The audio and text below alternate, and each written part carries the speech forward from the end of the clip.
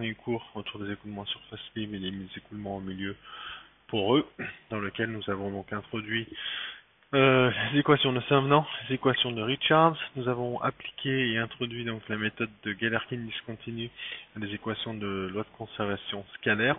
Et donc l'objectif donc de ce cours, c'est de montrer comment on peut faire des méthodes Galerkin discontinues dans le cadre d'équations elliptiques. Les équations paraboliques ne seront pas traitées, mais on peut s'inspirer de ce qui a été fait dans le cours précédent pour l'intégration en temps, pour pouvoir l'adapter dans le cadre d'équations paraboliques. Et enfin, vous terminerez par une application dans le cadre d'une équation de convection-diffusion qui sera constituée, donc la partie convective, ce sera donc une loi de conservation scalaire, et la partie diffusive, ce sera la partie elliptique que nous traiterons dans ce cours.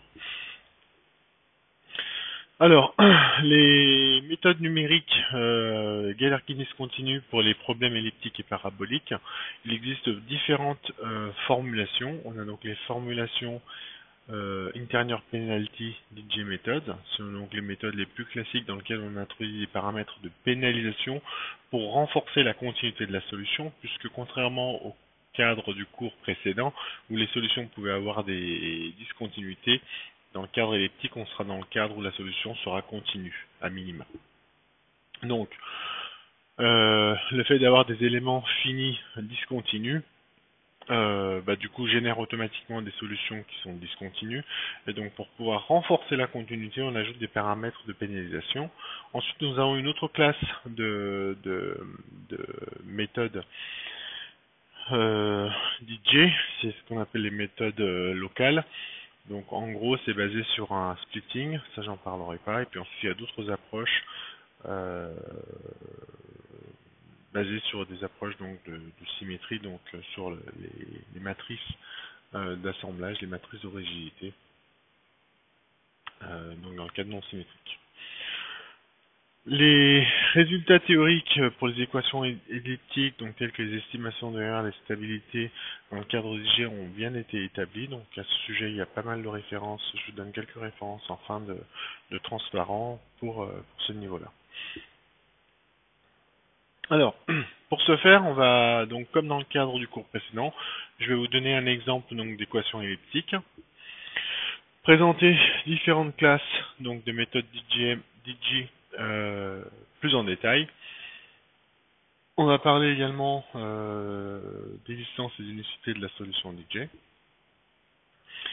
Et je vais vous montrer comment on va donc assembler, c'est-à-dire construire le système linéaire sous-jacent, et comment qu'on calcule le membre de droite de manière à définir un système linéaire qui va nous donner du coup une solution approchée du problème elliptique que nous considérerons. Je donnerai quelques résultats sur la convergence avant de conclure. Alors le problème que nous considérons, c'est un problème simple. On va considérer une fonction k de x qu'on va supposer de classe C1, une fonction f qui sera à minima continue, et on va chercher à résoudre donc cette équation elliptique, donc cette équation différentielle du second ordre. On cherche u qui vérifie donc cette équation pour tout x dans l'intervalle 0,1 ouvert, et on va supposer qu'on a des conditions limites, par exemple de Dirichlet, u0 égale 1 et u1 égale 0. On va supposer que la fonction k elle est strictement positive, sinon on a des soucis.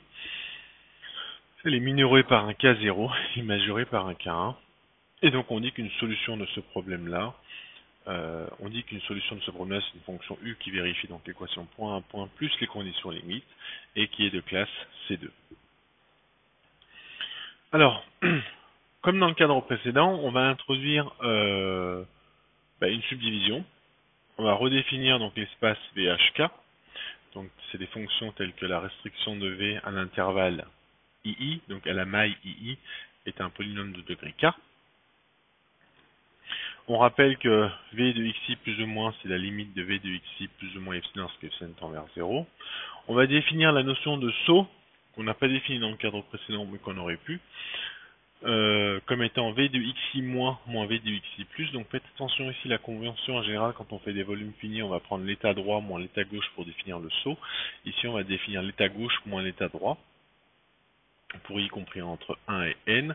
Alors n, c'est exactement le même indice que tout à l'heure, avec un pas h ici qui vaut 1 sur n plus 1. Donc ici, je vais considérer une subdivision uniforme. Je peux très bien le faire, on peut très bien le faire aussi dans le cas d'une subdivision non uniforme, mais là, on va choisir une subdivision uniforme par simplicité. Au niveau des bords, donc lorsque i est égal à 0, donc v de x0, comme l'élément à gauche de x0 moins en x0 moins n'existe pas puisqu'on est sorti de l'intervalle, donc par convention, on va noter le crochet, donc le saut de v de x0 comme étant moins v de x0 plus, et à droite, comme l'élément xn plus 1 plus n'existe pas, le saut de v au point xn plus 1 sera noté v de xn plus 1 moins. Donc, je rappelle, hein, on est xn plus 1 moins, c'est pour dire qu'on est à gauche du point xn plus 1, et donc v de xn plus 1, c'est la fonction qui vit sur l'intervalle i indice grand N. On va également définir la moyenne, donc la moyenne de v de xi, comme étant, donc ça c'est les moyennes aux interfaces, là où on est à la discontinuité des éléments de base. C'est 1 demi de v de xi moins plus v de xi plus, pour i compris entre 1 et n, tous les éléments intérieurs. Et au niveau des bords, comme l'élément à gauche de x0 n'existe pas, bon, on fait un petit peu comme on fait pour le saut, on va dire que la moyenne, ça va être juste v de x0 plus, et à droite, donc en 1, en xn plus 1, on va dire que c'est v de xn plus 1 moins. On va également introduire une fonction j0 qui va nous permettre de pénaliser les sauts. Donc je rappelle, la solution qu'on cherche, c'est une solution qui est donc régulière, continue. Donc le saut de U, on va pas tolérer qu'il saute. Et s'il saute, il ne faut pas qu'il saute trop, pour pas introduire des ondes numériques, des ondes parasites numériques. Donc on va introduire un paramètre de pénalisation sigma 0, h étant la taille de maille, et on va définir cette fonction j0, c'est une fonction qui est bilinéaire. Ensuite, on fait comme un élément fini, comme on l'a fait dans le cas précédent, on multiplie par une fonction test sur un intervalle ii, par une fonction test v, on intègre par partie, on se retrouve donc avec le terme k, u', v', moins les termes de bord. Donc si on retrouve le flux en xi plus 1, le flux en xi multiplié par v de xi plus 1 moins et v de xi plus égale au second membre f fois v. Contrairement à ce qu'on a pu faire dans le cadre de l'équation scalaire, où on s'était intéressé juste à chaque intervalle, ici en fait on va sommer. Parce que si on ne somme pas, le problème qui est défini n'est pas défini. Enfin, le problème qu'on obtient n'est pas défini. Donc on est obligé de sommer, et donc on va donc sommer sur chacun des intervalles, donc pour i compris entre 0 et n. Donc, ça va me donner l'intégrale entre 0 et 1 de KU', V', moins la somme pour i allant de 0 à n plus 1 du saut, donc c'est ce terme-là en fait qui va revenir, c'est celui-là qu'on va pouvoir réécrire sous la forme d'une somme, donc là je vous laisserai prendre une feuille de papier et l'écrire, et ensuite à droite on va retrouver donc la somme pour i allant de 0 à grand N de l'intégrale du second membre sur l'intervalle ii. Facile de vérifier que si j'écris le saut de u fois v, ça peut s'écrire comme étant le saut de u fois la moyenne de v, plus le saut de v fois la moyenne de u. On va appliquer cette règle-là à ce saut, en prenant en compte que, donc là on va déjà forcer un certain nombre d'hypothèses, en prenant en compte que le flux KU' de l'équation est continu, c'est-à-dire, en d'autres termes, que le saut de KU' au nœud xi, pour tout i, est égal à 0. En faisant ceci, ce terme-là disparaît et il nous reste seulement celui-ci. Donc cette somme-là se transforme finalement en cette somme-là. On va venir rajouter l'hypothèse, pas l'hypothèse, mais on va venir rajouter, renforcer la continuité de U en intégrant le terme J0. C'est la somme pour I allant de 0 à n plus 1 de sigma 0 sur H. Donc ça va être mon facteur de pénalisation, je rappelle, fois le saut de U, fois le saut de la fonction test V, lorsque je l'applique en U et V. Et ensuite, ça c'est égal au second membre, ça change. Donc on obtient cette forme-là. À partir de cette forme-là, euh, on va rajouter un terme ici, donc celui-là, le KU' SO de V, c'est celui qu'on a obtenu ici. On va venir rajouter en fait le terme KV'(U) pour symétriser ou antisymétriser, en multipliant cette somme-là par un paramètre epsilon. Alors ces termes-là qui se rajoutent dans le second membre, ça va être les termes qui viennent de cette somme-là. D'accord, pour pouvoir écrire cette somme pour i compris entre 0 et n plus 1. Et le paramètre, pardon, epsilon, c'est un paramètre qui appartient à R. Mais en gros, il existe trois grandes classes de méthodes, lorsque epsilon vaut moins 1, lorsque epsilon vaut 0, ou lorsque epsilon vaut 1. Alors, remettons un petit peu d'ordre là-dessus dans ce transparent avec plein d'items. Alors ça, c'est une forme bilinéaire. On a en fait des formes bilinéaires un peu partout. Donc forme bilinéaire, bilinéaire en U et en V bien sûr, bilinéaire en U et en V, et on a une forme bilinéaire. Donc tout ça on va le regrouper en fait dans les notations qui sont bien utilisées dans le cadre des éléments finis. Je vais appeler ça A indice epsilon de U et de V, et ça je vais appeler ça le second membre L de V, qui sera donc une forme linéaire. Donc je ne l'ai pas écrit d'ailleurs, mais ça c'est ce qui va devenir la forme L de V. Donc la forme A epsilon UV ça va être une forme bilinéaire. Donc lorsque je vais prendre epsilon égale moins 1, je vais me retrouver avec une forme où A epsilon de UV, ça va être une forme bilinéaire symétrique. Si epsilon appartient à 0 ou à 1, la forme A epsilon est non symétrique et elle conduit à plusieurs classes de méthodes d'IJ. Alors, lorsque epsilon vaut moins 1, donc ça c'est le cas symétrique, et que je prends sigma 0 strictement positif, c'est-à-dire ce paramètre de pénalisation, j'obtiens la méthode SIPG. Alors symétrique, parce que la forme bilinéaire est symétrique, intérieur penalty, parce que je vais pénaliser les éléments intérieurs pour renforcer la continuité. Si epsilon égale moins 1 et que sigma 0 égale à 0, donc j'obtiens la méthode GEM, Global Element, là il manque un T, méthode.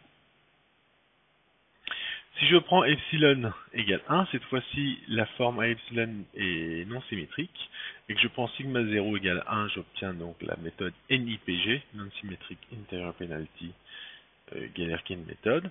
Et ensuite on peut trouver une variante de cette méthode-là où j'impose sigma 0 égale à 0, ce qui revient à sous-entendre, à imposer en fait la continuité de U directement dans l'énoncé, au même titre qu'on a imposé la continuité du flux. Et ensuite si je prends la méthode lorsque epsilon égale à 0, j'obtiens la méthode IIPG, où ce terme-là disparaît, où je prends sigma 0 quelconque, et donc la difficulté des méthodes IIPG, c'est justement de déterminer le paramètre de pénalisation qui va bien pour pouvoir obtenir une méthode numérique qui soit stable. Il faut savoir que le terme de pénalisation ici, quand il s'agira de transformer ce problème continu en un problème discret, donc on va se retrouver on va réécrire en fait à partir de cette formulation là une matrice.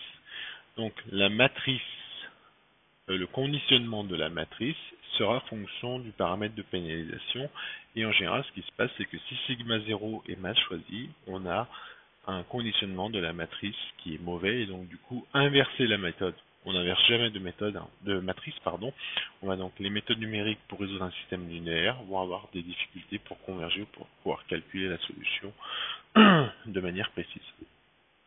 Donc le sigma 0, quelle que soit la méthode, quand le sigma 0 est laissé libre, doit être bien choisi. Et enfin, si on prend epsilon égale à 0 et sigma 0 égale à 0, donc la méthode n'est pas convergence et elle n'est même pas stable, et on ne peut même pas prouver l'existence et l'unicité de la solution. Enfin, pour terminer, donc dans la méthode IIPG, donc ça a donné naissance à deux thèses, donc Jean-Baptiste Clément, les références que vous avez vues dans les cours précédents, et la thèse de Camille Poussel, à la méthode IIPG que nous avons utilisée, améliorée et optimisée dans le cadre d'équations elliptiques non linéaires, dans lequel on est capable de calculer donc le sigma 0 de manière automatique et optimisée. Et en plus, on peut les choisir élément par élément.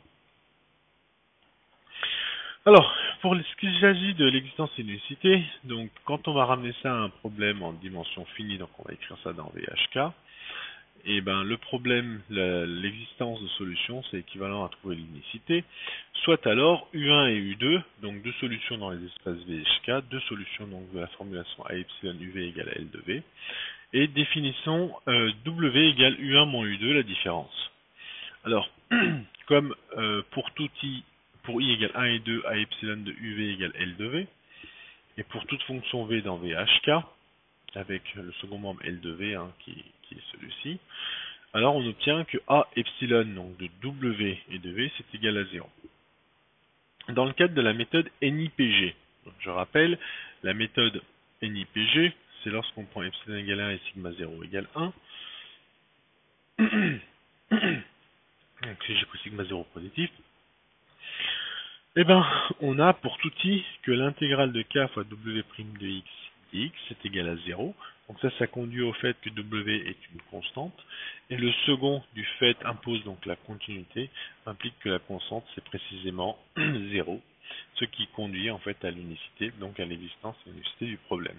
La preuve de ce problème, de la solution pour les autres méthodes de type DJ, dans ce contexte-là, ça revient peu ou prou à l'application du théorème de Lax-Milgram, c'est-à-dire à montrer que, dans le cas symétrique, à montrer qu'on a une forme linéaire symétrique continue, la coercivité et la continuité du second membre. Et sinon, je renvoie donc aux références 4 et 5 pour les autres approches de manière générale. Alors, A epsilon de V, donc pour ceux qui sont familiers avec les méthodes des éléments finis, donc le U et le V, donc le A epsilon de U et de V, quand je vais réécrire U dans la base donc de VHK, je vais faire intervenir les fonctions de base phi que j'ai introduites dans le précédent cours, V les fonctions phi j, et donc ça va me donner naissance à la matrice AIJ, de coefficient A epsilon phi I phi j. Et là je vais avoir L de phi j comme second membre. Et donc l'objectif c'est de construire cette matrice. Bon, c'est pas aussi simple, c'est un peu plus technique que les éléments finis, mais ça se fait.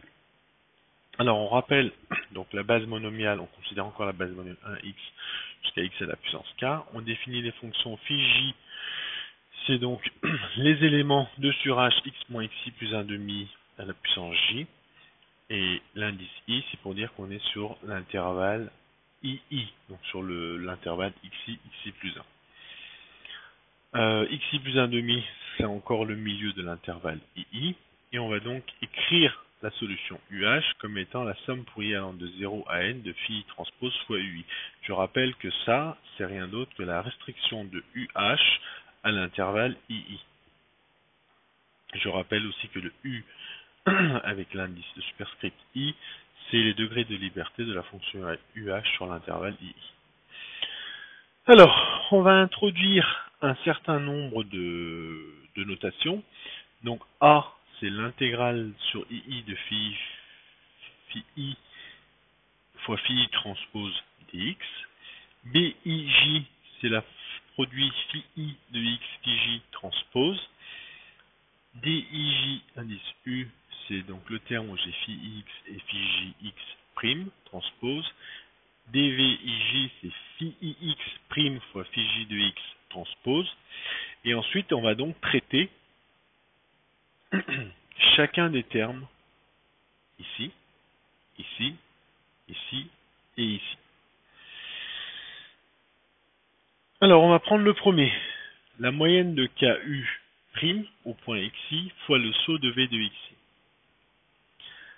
On va réécrire du coup U, d'accord? On va réécrire U comme étant sur un élément i, ça va être la restriction de U à l'élément i, ça va être phi transpose fois ui. Et la fonction VH, sa restriction sur l'intervalle i, on va l'écrire comme étant un VI transpose fois phi i. Et je remplace.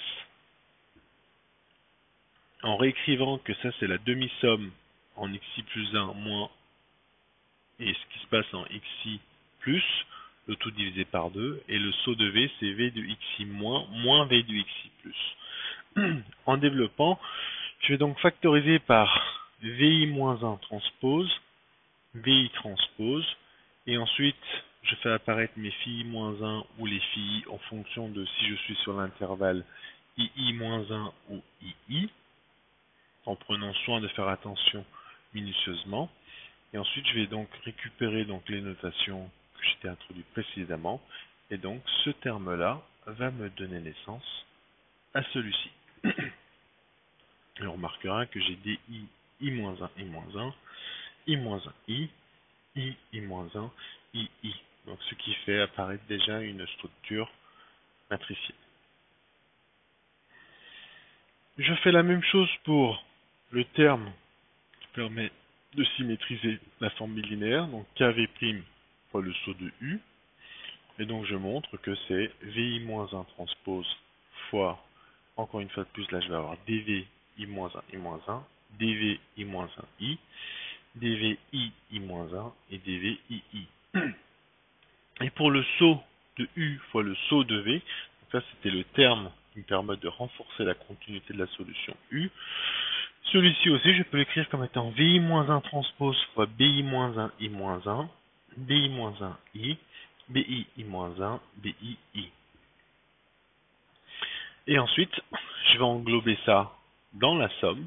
Donc là, pour l'instant, je l'écris pour chaque I, en gros. Je vais l'intégrer dans la somme. Oui, pardon, avant de l'intégrer dans la somme, je vais donc réécrire un petit peu ces termes-là pour pouvoir simplifier le calcul. Donc là, j'avais la somme pour I allant de 0 à n plus 1. Je vais extirper l'élément 1 et n pour me ramener à deux sommes identiques. Donc c'est ce que je fais sur ce terme-là, sur ce terme-là et sur ce terme-là. Là, je vais faire apparaître du coup, à partir de cette somme, les termes sigma 0 fois u de x0, sigma 0 fois u de xn plus 1. Là, j'introduis manuellement à la main ce terme-là et ce terme-là, qui va me permettre de prendre en compte, si je fais du Dirichlet par exemple, si j'impose u0 égale 1, là je vais remplacer le u0 par 1. Et si je fais du Neumann, par exemple, U', si j'impose une condition sur le flux qui est K de U' égale 1, je vais remplacer ce terme-là par 1. Donc ces termes-là que j'ai rajoutés, c'est ceux qui vont me permettre de prendre en compte soit des conditions de Neumann, soit des conditions de Dirichlet. Alors, donc maintenant que j'ai écrit les sommes, je vais prendre moins ce terme-là, plus epsilon fois ce terme-là, plus sigma 0 sur h fois la somme, fois les sauts. C'est exactement ce que j'ai écrit ici. Alors là, je vais introduire des éléments MI-1, MI-1, MI, machin, etc. Donc tous ces éléments-là. Et du coup, je vais pouvoir écrire ces trois termes comme étant en fait transposés de V fois une matrice M fois le saut de U.